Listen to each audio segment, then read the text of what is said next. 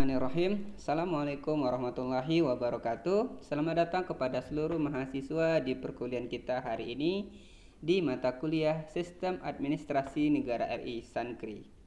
Nah, mahasiswa sekalian, pada pertemuan ke-10 dan ke-11 siang hari ini kita akan membahas tentang public finance. Oke. Dengan perubahan paradigma yang semula memandang pemerintah adalah sebagai penguasa yang mempunyai kekuasaan memerintah, yaitu government, menjadi tugas sebagai lembaga pelayanan publik dengan sendirinya akan dituntut untuk bisa menjalankan fungsi-fungsi pemerintahan secara baik, yaitu good governance. Nah, salah satu indikator untuk mewujudkan pemerintahan yang baik adalah terwujudnya pengelolaan keuangan negara yang baik pula. Karena aspek keuangan merupakan titik pangkal dari semua kegiatan yang akan dijalankan oleh pemerintah. Untuk mewujudkan pengelolaan yang baik, tentu saja harus didasarkan pada beberapa prinsip pengelolaan keuangan. Nah, di antara prinsip keterbukaan dan akuntabilitas sehubungan dengan hal tersebut, kemudian pemerintah melakukan reformasi keuangan sektor publik, yaitu dikeluarkannya Undang-Undang Nomor 17 Tahun 2003 tentang Keuangan Negara sebagai dasar dalam melakukan kebijakan perombakan dalam pengelolaan keuangan negara, yang kemudian diikuti dengan diterbitkannya beberapa peraturan pelaksana, yaitu Undang-Undang Nomor 1 Tahun 2004 tentang Perbendaharaan Negara, Undang-Undang Nomor 15 Tahun 2004 tentang Pemeriksaan Pengelolaan dan Tanggung Jawab Keuangan Negara. Nah, keuangan negara sering diistilahkan dengan public finance. Yang dimaksud public adalah pemerintah atau government, sehingga keuangan negara dalam arti sempit adalah government finance, yaitu bagaimana pemerintah mencari sumber dana, kemudian bagaimana melakukan pembelanjaan untuk mencapai tujuan pemerintah. Adapun dalam arti luas, kegiatan pemerintah sendiri berada dalam sektor publik, yaitu merupakan kegiatan pemerintah dalam menyediakan barang publik atau public good untuk memenuhi kebutuhan hidup orang banyak masyarakat. Sementara untuk kegiatan sektor privat akan dilakukan oleh swasta, di mana dalam penyediaan barang privat sangat dipengaruhi oleh mekanisme pasar. Kegiatan pemerintah dalam sektor publik meliputi yang pertama, kegiatan berupa transaksi-transaksi melalui anggaran, baik yang dilakukan oleh pemerintah pusat maupun pemerintah daerah. Yang kedua, kegiatan-kegiatan yang dilakukan oleh perusahaan negara. Yang ketiga, peraturan-peraturan pemerintah yang dibuat dengan maksud untuk mempengaruhi kehidupan ekonomi, sosial, dan politik. Salah satu indikator untuk melihat seberapa besar keterlibatan pemerintah di sektor publik akan tercermin di bidang keuangannya, yang dimana semakin besar keterlibatan pemerintah di sektor publik, maka alokasi anggaran keuangan juga akan semakin besar. Jadi keuangan negara secara luas adalah kegiatan pemerintah di sektor publik. Dengan kata lain, keuangan negara adalah peran atau campur tangan pemerintah dalam kehidupan sosial ekonomi masyarakat. Adapun kegiatan campur tangan pemerintah dalam kehidupan sosial ekonomi masyarakat dapat ditujukan melalui yang pertama, pajak yang dipungut oleh pemerintah. Nah, banyak pajak yang dipungut oleh pemerintah seperti pajak penghasilan, pajak bumi dan bangunan, dan lainnya. Kemudian pengeluaran yang dilakukan oleh pemerintah melalui anggaran belanjanya. Dan yang ketiga, peraturan-peraturan yang dibuat oleh pemerintah dapat secara langsung mengikat masyarakat. Nah, itu adalah kegiatan campur tangan pemerintah dalam kehidupan sosial ekonomi masyarakat. Sementara keuangan negara sebagai suatu ilmu adalah ilmu yang mempelajari bagaimana pemerintah mencari sumber-sumber dana dan bagaimana menggunakannya untuk mencapai tujuan yang telah ditetapkan. Menurut Suparmoko, ilmu keuangan negara adalah bagian dari ilmu ekonomi yang mempelajari tentang kegiatan-kegiatan pemerintah dalam bidang ekonomi, terutama mengenai penerimaan dan pengeluaran beserta pengaruhnya dalam perekonomian tersebut. Adapun dari ruang lingkup keuangan negara, yang pertama pengeluaran negara, yaitu bagaimana pemerintah melakukan pengeluarannya. Yang kedua, penerimaan negara meliputi sumber-sumber pendapatan negara. Yang ketiga, administrasi negara, yaitu menyangkut pelaksanaan keuangan negara. Dan yang keempat, stabilisasi dan pertumbuhan. yaitu pengaruh penerimaan dan pengeluaran negara terhadap perekonomian. Dalam hal ini, anggaran negara yang meliputi penerimaan dan pengeluaran negara sebagai instrumen kebijakan fiskal. Alokasi anggaran dan kebesar kecilnya anggaran akan berpengaruh terhadap pertumbuhan ekonomi, karena melalui pengeluaran negara akan menciptakan permintaan atau demand dan produk nasional. Demikian pula dari sisi penerimaan, misalnya melalui pajak akan berpengaruh pula terhadap tingkat konsumsi maupun harga. Maksud dari keuangan negara berdasarkan Undang-Undang Nomor 17 Tahun 2003 adalah semua hak dan kewajiban negara yang dapat dinilai dengan uang, serta segala sesuatu baik berupa uang maupun berupa barang yang dapat dijadikan milik negara berhubung dengan pelaksanaan hak dan kewajiban tersebut. Jadi, keuangan negara sebagaimana dimaksud meliputi yang pertama hak negara untuk memungut pajak, mengeluarkan, mengedarkan uang, dan melakukan pinjaman. Yang kedua, kewajiban negara untuk menyelenggarakan tugas pelayanan umum, pemerintahan negara, dan membayar tagihan pihak ketiga. Yang ketiga, penerimaan negara, yaitu uang yang masuk dalam kas negara. Yang keempat, pengeluaran negara, yaitu uang yang keluar dari kas negara. Yang kelima, kekayaan negara yang dikelola sendiri atau oleh pihak lain berupa uang, surat berharga, piutang, barang, serta hak-hak lain yang dapat dinilai dengan uang, termasuk kekayaan yang dipisahkan pada perusahaan negara.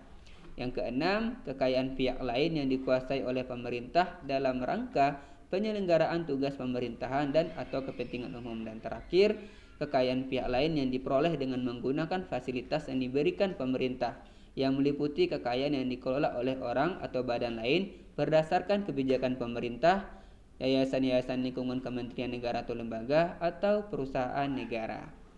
Itu terkait dengan ruang lingkup ya. Nah, berdasarkan definisi keuangan negara, maka hak negara juga meliputi yang pertama hak mencetak uang, yaitu negara satu-satunya lembaga untuk mencetak uang, di mana hak tersebut dilaksanakan oleh Bank Indonesia, ya, untuk mencetak uang sebagai salah satu sumber pembiayaan negara. Namun, berapa besar jumlah uang yang akan dicetak akan mempertimbangkan jumlah uang yang beredar di masyarakat, sehingga tingkat inflasi akan dikendalikan. Yang kedua, hak melakukan pinjaman. Pinjaman adalah salah satu sumber pembiayaan negara, di mana pinjaman dapat berupa pinjaman dalam negeri maupun pinjaman luar negeri. Nah, jika dilihat dari jangka waktu pinjaman, bisa pinjaman berupa jangka pendek dan pinjaman jangka panjang. Pinjaman negara kepada masyarakat dilakukan dengan menerbitkan obligasi yang diperjualbelikan kepada masyarakat. Kemudian yang ketiga, hak mengadakan pinjaman paksa. Pinjaman paksa adalah tindakan negara melakukan pemotongan nilai uang atau sanering. Kebijakan ini dilakukan oleh pemerintah apabila kondisi perekonomian dalam kondisi sangat sulit. Misalnya terjadi hyperinflasi. Nah, kebijakan sanering pernah dilakukan oleh pemerintah pada tahun 1966 dengan tingkat inflasi mencapai kurang lebih 600%. Kemudian yang keempat, hak untuk memungut pajak. Berdasarkan teori kewajiban pajak mutlak, negara adalah satu-satunya lembaga yang berwenang untuk memungut pajak dan memaksa rakyat untuk membayar pajak, di mana hasil dari pemungutan pajak akan digunakan untuk membiayai kegiatan pemerintah, dan atas pembayaran pajak tersebut, masyarakat tidak mendapat kontraprestasi secara langsung. Kemudian yang terakhir, yang kelima, hak menarik iuran dan pungutan. Berbeda dengan pajak, atas pembayarannya tidak mendapat imbalan langsung, tetapi atas pembayaran iuran atau pungutan ini berkait langsung dengan barang atau jasa yang diserahkan oleh pemerintah kepada masyarakat. Misalnya pungutan atas pemberian hak atas tanah. Kewajiban negara yang dapat dinilai dengan uang secara garis besar dapat dikelompokkan. Yang pertama, kewajiban menyelenggarakan tugas-tugas negara. Kewajiban menyelenggarakan tugas negara ini terkait dengan fungsi-fungsi yang melekat pada negara. Secara jelas, tugas-tugas negara dapat kita jumpai dalam pembukaan Undang-Undang Dasar 1945. Dalam pelaksanaan tugas-tugas negara tersebut dapat dibedakan antara tugas-tugas rutin yang berkait dengan pelaksanaan tugas-tugas pemerintahan sehari-hari dan tugas pembangunan yang bertujuan untuk meningkatkan kesejahteraan masyarakat. Kemudian yang kedua, kewajiban membayar tagihan dari pihak ketiga. Kewajiban melakukan pembayaran yang datang dari pihak ketiga biasanya berkaitan dengan pekerjaan, pengadaan barang atau jasa oleh pihak ketiga yang bersangkutan. Nah, hal yang berkait dengan pelaksanaan tugas rutin pemerintah maupun pelaksanaan tugas pembangunan. Kemudian pengertian keuangan negara apabila dilihat dari sisi pengelolaannya, maka keuangan negara dapat dibedakan. Yang pertama, keuangan negara yang pengelolaannya dipisahkan, yaitu keuangan negara yang pengelolaannya diserahkan kepada BUMN dan lembaga-lembaga keuangan milik negara. Berdasarkan Undang-Undang Nomor 19 Tahun 2003, BUMN adalah badan usaha yang seluruh atau sebagian besar modalnya dimiliki oleh negara melalui penyertaan secara langsung yang berasal dari kekayaan negara yang dipisahkan. Sampai dengan tahun 2006, jumlah BUMN 139 baik dalam bentuk peruh maupun persero dengan total aset mencapai 1.406,2 triliun rupiah. Nah, atas BUMN tersebut memberi kontribusi keuangan kepada negara dalam bentuk pajak, dividen maupun privatisasi sebesar 68,8 triliun rupiah. Nah, silakan mahasiswa juga mengecek terbaru di tahun 2023 ini bagaimana kontribusi BUMN terhadap negara kita dan berapa dalam bentuk pajak, dividen maupun privatisasinya kepada negara. Kemudian yang kedua, keuangan negara yang pengelolaannya langsung oleh negara. Nah, keuangan negara yang langsung dikelola oleh negara berupa anggaran pendapatan dan belanja negara atau APBN dan barang-barang milik negara. Pengelolaan keuangan dalam APBN terdiri dari pendapatan serta kegiatan pembelanjaan negara yang dalam pelaksanaannya diatur melalui berbagai peraturan perundangan, yaitu Undang-Undang Nomor 1 Tahun 2004 tentang Perbendaharaan Negara, Keputusan Presiden Nomor 72 Tahun 2004 tentang pelaksanaan APBN. Barang-barang milik negara dapat berupa barang tetap, barang bergerak, maupun barang-barang dalam bentuk persediaan. Pengurusan barang milik negara ini selain dimaksudkan untuk memperlancar pelaksanaan tugas-tugas pemerintah, juga sebagai sumber penerimaan negara. Kemudian berdasarkan Undang-Undang Nomor 17 Tahun 2003, pengertian keuangan negara juga dapat dilihat dari sisi subjek, objek, proses, dan tujuan. Yang pertama dari sisi objek. Yang dimaksud keuangan negara meliputi semua hak dan kewajiban negara yang dapat dinilai dengan uang. Dapat dinilai dengan uang, termasuk kebijakan dan kegiatan dalam bidang fiskal, moneter, dan pengelolaan kekayaan negara yang dipisahkan, serta segala sesuatu baik berupa uang maupun barang yang dapat dijadikan milik negara berhubung dengan pelaksanaan hak dan kewajiban tersebut. Kemudian yang kedua dari sisi subjek, yang dimaksud dengan keuangan negara meliputi seluruh objek seperti di atas yang dimiliki negara dan atau dikuasai oleh pemerintah pusat, pemerintah daerah, perusahaan negara atau daerah, dan badan lain yang ada kaitannya dengan keuangan negara. Kemudian yang ketiga dari sisi proses keuangan negara mencakup seluruh rangkaian kegiatan yang berkaitan dengan pengelolaan objek, mulai dari perumusan kebijakan dan pengambilan keputusan sampai dengan pertanggungjawaban. Kemudian yang keempat dari sisi tujuan. Keuangan negara meliputi seluruh kebijakan, kegiatan, dan hubungan hukum yang berkaitan dengan kepemilikan dan atau penguasaan objek dalam rangka penyelenggaraan pemerintahan negara. Kita masuk materi tentang pengeluaran negara. Nah, adanya pengeluaran negara karena ada kegiatan pemerintah yang akan dilakukan berkait dengan fungsi yang dijalankan oleh pemerintah dan tujuan yang ingin dicapai oleh pemerintah, yaitu kemakmuran dan keamanan dalam masyarakat. Semakin banyak kegiatan yang dilakukan pemerintah, maka pengeluaran negara akan semakin besar. Untuk mencapai tujuan tersebut, pemerintah akan menggunakan barang dan jasa dengan berbagai bentuk termasuk uang. Penggunaan uang untuk melaksanakan fungsi pemerintah inilah yang dimaksud dengan pengeluaran pemerintah. Oleh karena adanya pengeluaran negara merupakan konsekuensi dari kegiatan yang akan dilakukan, maka terjadinya peningkatan pengeluaran pemerintah merupakan indikator meningkatnya kegiatan pemerintah, baik dilihat dari aspek kuantitas maupun kualitas.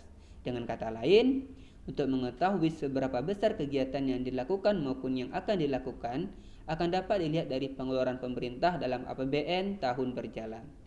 Di samping besaran kegiatan pemerintah yang tercermin dalam pengeluaran pemerintah, juga merupakan cerminan keterlibatan pemerintah dalam kehidupan masyarakat. Adam Smith, seorang tokoh ekonomi, berpendapat bahwa untuk mencapai kesejahteraan masyarakat dapat tercapai apabila rakyat diberi kebebasan dalam bidang ekonomi dan pemerintah harus dibatasi dan tidak dibenarkan melakukan pengaturan ekonomi oleh pemerintah, kecuali pada bidang pertahanan dan keamanan. keadilan sosial atau tertib hukum, dan pekerjaan umum, karena bidang tersebut tidak pernah menarik bagi individu atau swasta untuk terlibat lebih banyak. Jadi semua kegiatan ekonomi yang individu atau swasta sudah terlibat, maka pemerintah tidak dibenarkan untuk ikut campur tangan dan semua kegiatan ekonomi diserahkan pada mekanisme pasar. Nah, dalam sistem perekonomian liberal yang membatasi kegiatan pemerintah, maka aspek pengeluaran pemerintah juga mengalami pembatasan. Hal ini berbeda dengan sistem ekonomi sosialis yang justru menghendaki keterlibatan pemerintah secara penuh, mulai dari mengatur perencanaan dan penggunaan faktor produksi, melaksanakan kegiatan produksi dan distribusi, serta individu tidak diberi kebebasan di bidang ekonomi. Oleh karena kegiatan pemerintah yang sedemikian luas, maka akan diikuti dengan pengeluaran pemerintah yang juga semakin besar. Terlepas dari kebaikan dan kelemahan sistem ekonomi liberal maupun sistem ekonomi sosialis, peran pemerintah masih sangat diperlukan, terutama yang pertama, pengendalian inflasi dan deflasi. Satu-satunya lembaga yang mempunyai kemampuan dan kewenangan untuk mengendalikan inflasi dan deflasi hanya pemerintah, yaitu melalui instrumen kebijakan moneter dan kebijakan fiskal untuk mengendalikan jumlah uang yang beredar. Dalam keadaan inflasi, pemerintah melalui kebijakan anggarannya akan melakukan pengurangan pengeluaran dan memperbesar penerimaan. Sebaliknya, dalam keadaan deflasi yang tinggi, pemerintah akan memperbesar pengeluarannya sehingga jumlah uang yang beredar bertambah. Dengan demikian, pengendalian inflasi dan deflasi tidak dapat diserahkan pada mekanisme pasar ataupun oleh individu maupun swasta. Kemudian, peran pemerintah yang kedua adalah penyediaan barang publik.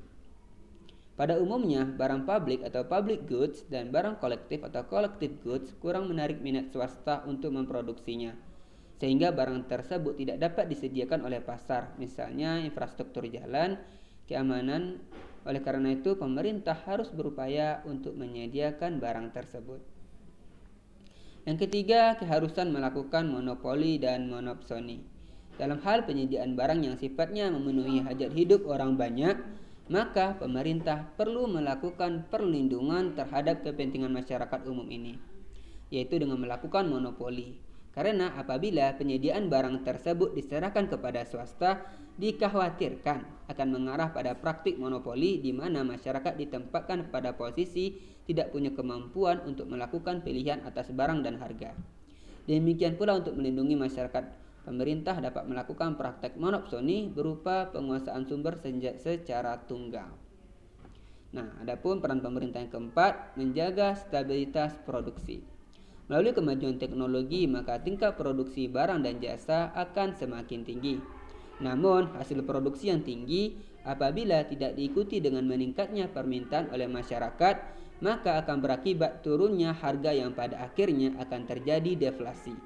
Oleh karena itu, diperlukan peran pemerintah untuk menyeimbangkan antara tingkat produksi dengan tingkat permintaan masyarakat secara keseimbangan antar sektor produksi, yaitu sektor produksi mana yang harus lebih dipacu dan sektor produksi mana yang perlu dihambat. Kemudian yang kelima, pengambil alihan risiko ekonomi. Dengan tumbuhnya sektor industri secara cepat akan banyak memberi manfaat bagi masyarakat berupa penyediaan barang kebutuhan masyarakat, juga penyediaan lapangan kerja. Namun pada sisi lain, dengan adanya industri dapat menimbulkan pencemaran lingkungan yang sangat serius. Maka upaya penggunaannya dapat dilakukan melalui pengembangan teknologi. Oleh karena itu, perlu riset penelitian untuk mengatasi pencemaran lingkungan dengan biaya yang cukup besar. Sehubungan dengan hal tersebut, pihak swasta kurang tertarik untuk melakukannya karena akan menimbulkan kerugian. Nah, oleh karena itu, pemerintah harus melakukan pengambil alihan risiko ekonomi.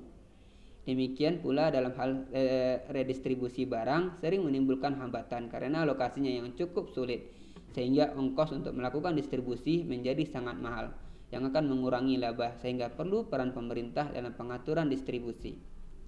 Kemudian yang keenam, perbedaan antara biaya dan manfaat antara sektor privat dan sosial. Suatu badan usaha dalam menemukan harga barang biasanya hanya mempertimbangkan biaya produksi dan keuntungan yang ingin diperoleh tanpa mempertimbangkan biaya sosial atau social cost dan manfaat sosial atau benefit cost, yaitu eksternalitas positif dan eksternalitas negatif dari produksi kepada masyarakat. Misalnya, suatu industri dalam melakukan produksi akan menghasilkan limbah yang akan mencemari lingkungan, seperti bau, polusi udara, ataupun pencemaran air bawah tanah yang sangat merugikan masyarakat sekitar. Namun, kerugian yang dialami oleh masyarakat tersebut tidak pernah diperhitungkan oleh perusahaan sebagai biaya sosial dalam menentukan harga. Nah, oleh karena itu, masalah biaya sosial dan manfaat sosial harus ditanggulangi pemerintah melalui instrumen regulasi. Jadi dibuat kebijakan mengatur hal tersebut.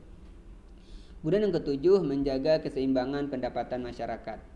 Kesenjangan dan perbedaan pendapatan akan selalu ada dalam masyarakat dan bersifat alamiah. Tetapi juga akibat pembangunan yang lebih menekankan pertumbuhan di samping pemerataan. Nah, adanya kesenjangan pendapatan disebabkan oleh tidak adanya kesempatan yang sama dalam mengakses sumber daya. Ketidakmerataan dalam mendapatkan pendidikan, keterampilan, faktor kultur atau kemalasan sehingga kesempatan untuk mendapatkan pekerjaan pun akan terbatas. Kondisi ini apabila dibiarkan akan mempengaruhi hubungan sosial dalam masyarakat, kecemburuan sosial, dan akan menimbulkan kerawanan keamanan. Oleh karena itu, perlu keterlibatan pemerintah untuk memperkecil kesenjangan pendapatan tersebut melalui fungsi redistribusi dalam anggaran negara. Besarnya kegiatan yang dilakukan oleh pemerintah merupakan bentuk tanggung jawab dan tujuan negara untuk mensejahterakan rakyatnya, yang dapat dilihat dari anggaran pemerintah dan kebijakan-kebijakan yang diambil oleh pemerintah. Seperti telah disebut di atas, adanya pengeluaran pemerintah merupakan konsekuensi dari aktivitas yang dilakukan oleh pemerintah dalam rangka untuk mencapai tujuan negara. Adapun tujuan dari pengeluaran negara untuk mencapai tingkat pertumbuhan ekonomi, stabilitas ekonomi, dan kesempatan kerja bagi masyarakat. Kita masuk tentang fungsi pemerintah. Di dalam pengelolaan keuangan negara berlaku prinsip money follow function. Maka besar kecilnya anggaran belanja negara tergantung pada banyak sedikitnya fungsi yang dijalankan oleh pemerintah. Menurut Richard Musgrave, membagi fungsi dan kebijakan belanja pemerintah. Yang pertama sebagai allocation branch, yaitu fungsi pemerintah dalam mengalokasikan faktor-faktor produksi dan menyediakan kebutuhan masyarakat atas barang-barang publik secara efektif karena kelemahan-kelemahan yang ditimbulkan oleh mekanisme pasar. Misalnya kebutuhan masyarakat atas layanan pendidikan, keamanan, dan keadilan. Yang kedua, distribution branch, yaitu melalui kebijakan anggaran maka pemerintah dapat menjalankan fungsi distribusi pendapatan dan menciptakan pemerataan pendapatan. Misalnya melalui pengeluaran pemerintah yang bersifat transfer agar kesenjangan pendapatan dan kesenjangan sosial ekonomi tidak terlalu lebar yang bisa berimplikasi pada bidang-bidang lain. Yang ketiga, stabilization branch, yaitu salah satu tugas pemerintah yang sangat penting yaitu menciptakan stabilitas perekonomian, yaitu mempertahankan tingkat penggunaan faktor-faktor produksi dan stabilisasi nilai uang. Untuk mencapai stabilisasi ekonomi tersebut, pemerintah dapat melakukan kebijakan anggaran atau kebijakan fiskal dan kebijakan moneter. Nah, melalui kebijakannya, pemerintah dapat meningkatkan atau menurunkan permintaan agregat sehingga akan dapat mempertahankan kondisi full employment dan menekan angka inflasi maupun deflasi tadi. John Stuart Mill membagi fungsi pemerintah menjadi dua. Yang pertama, fungsi yaitu tugas wajib yang harus dilakukan oleh setiap pemerintah. Nah, fungsi yang pertama dari John Stuart Mill tentang fungsi pemerintah, yang pertama ada necessary function of government, itu tugas wajib yang harus dilakukan oleh setiap pemerintah. Fungsi ini hampir sama dengan yang dikemukakan oleh Adam Smith yang diperkenankan dijalankan oleh pemerintah, yaitu fungsi tentang pertahanan keamanan, fungsi pekerjaan umum, dan fungsi keadilan. Adapun yang kedua, optional function of government, yaitu merupakan fungsi fakultatif atau pilihan. Oleh karena itu, dalam menjalankan fungsi tersebut seharusnya pemerintah dibatasi karena setiap campur tangan pemerintah akan menghalangi kemerdekaan jasmani dan rohani individu. Kemudian, fungsi pemerintah RI. Sebagaimana termaktub dalam pembukaan Undang-Undang Dasar 1945, yaitu melindungi segenap bangsa Indonesia dan seluruh tumpah darah Indonesia. Ya, memajukan kesejahteraan umum, mencerdaskan kehidupan bangsa, dan ikut melaksanakan ketertiban dunia yang berdasarkan pada kemerdekaan, perdamaian abadi, dan keadilan sosial. Nah, itu adalah fungsi pemerintah Republik Indonesia kita berdasarkan pembukaan Undang-Undang Dasar 1945. dari 4 tugas dan fungsi pemerintah yang diamanatkan dalam pembukaan Undang-Undang Dasar 1945 dapat dijabarkan. Yang pertama, tugas dan fungsi pemerintah yang pertama adalah menjaga dan menciptakan pertahanan dan keamanan dalam lingkup seluruh wilayah Indonesia dari ancaman dan intervensi asing, termasuk melindungi kekayaan alam dan sumber daya yang dimiliki oleh bangsa Indonesia dari pencurian asing. Di samping itu, pemerintah juga bertanggung jawab menciptakan keamanan dan ketertiban dalam negeri agar masyarakat merasa aman dan nyaman di negeri sendiri. Kemudian yang kedua, tugas dan fungsi pemerintah yang kedua adalah tugas mewujudkan kemakmuran masyarakat. Di dalam mewujudkan kemakmuran ini dapat dilakukan melalui pembangunan, terutama pembangunan ekonomi dan terpenuhinya kebutuhan hidup masyarakat. Di samping itu, tugas pemerintah adalah melakukan social service kepada masyarakat seperti pelayanan kesehatan, bantuan bencana, dan lain sebagainya. Dan yang tugas ketiga yaitu untuk mencerdaskan kehidupan bangsa, merupakan pelaksanaan fungsi pendidikan, nation and character building, yaitu pembangunan manusia Indonesia seutuhnya. Dan yang terakhir, tugas pemerintah keempat adalah ikut menciptakan ketertiban dan keamanan dunia yang dilakukan melalui kebijakan politik luar negeri bebas aktif. Nah, jenis pengeluaran pemerintah. Pengeluaran pemerintah dapat diklasifikasikan menurut tujuannya. Yang pertama, pengeluaran untuk investasi, yaitu pengeluaran pemerintah yang sifatnya lebih melihat jangka panjang karena dapat menambah kekuatan dan ketahanan ekonomi pada masa yang akan datang. Yang kedua, pengeluaran untuk kesejahteraan rakyat, yaitu pengeluaran pemerintah yang langsung dapat dirasakan oleh masyarakat dan menambah tingkat kesejahteraan. Yang ketiga, pengeluaran untuk penghematan masa yang akan datang. Jika dilihat dari dimensi waktu sekarang, tampaknya pengeluaran pemerintah ini merupakan pemborosan. Tapi jika pengeluaran tersebut tidak dilakukan, maka akan menyebabkan pengeluaran negara yang lebih besar di kemudian hari. Misalnya pengeluaran negara untuk memberantas narkoba. Kemudian yang keempat, pengeluaran untuk menambah kesempatan kerja dan daya beli. Dengan adanya pengeluaran negara akan menciptakan permintaan atas barang dan jasa, sehingga akan menambah kesempatan kerja untuk masyarakat dan daya beli. Misalnya pengeluaran negara untuk pembangunan maupun pengeluaran negara berupa gaji. Nah, pengeluaran pemerintah menurut sifatnya yaitu pertama, pengeluaran self liquidating, yaitu pengeluaran negara yang di kemudian hari mendapatkan pembayaran kembali secara penuh dari masyarakat yang menerima barang dan jasa yang diberikan oleh pemerintah. Yang kedua, pengeluaran non self liquidating, yaitu pengeluaran pemerintah yang sifatnya dapat menambah kegembiraan dan tidak menerima pembayaran kembali dari masyarakat. Misalnya pengeluaran negara untuk membangun ruang-ruang publik di perkotaan. Dan yang terakhir, pengeluaran semi self liquidating, yaitu pengeluaran negara ini sifatnya akan mendapat pembayaran kembali dari masyarakat namun tidak sebanding dengan besarnya pengeluaran negara yang sudah dilakukan. Misalnya untuk biaya operasional dan pemeliharaan atas proyek tersebut masih terus mendapat subsidi keuangan dari pemerintah. Nah, itulah dia materi kita tentang public finance, ya, keuangan negara dalam aspek pengeluaran negara. Nah, mahasiswa silakan mempelajari juga sumber-sumber lain dari artikel jurnal, dari buku ataupun dari website terkait dengan materi public finance, keuangan negara tentang pengeluaran negara. Nah, semoga bisa memahami dengan baik materi kita pada hari ini. Terima kasih atas waktunya. Salkilaf saya mohon maaf. Saya Wahid Asyahri. Terima kasih. Assalamualaikum warahmatullahi wabarakatuh. Sampai jumpa.